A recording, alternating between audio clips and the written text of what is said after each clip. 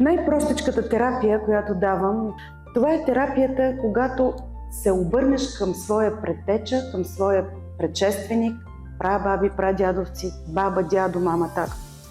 И му кажеш така: аз те обичам, аз наистина те обичам, но не искам да страдаш, не искам да страдам като теб.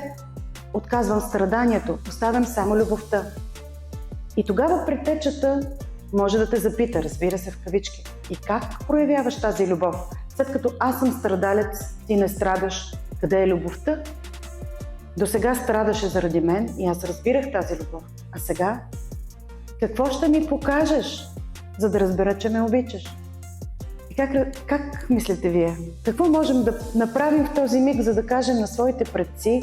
Разбира се, говоря за тези, които не просто лично можем да срещаме, изобщо знаем за тяхното съществуване в рода ни.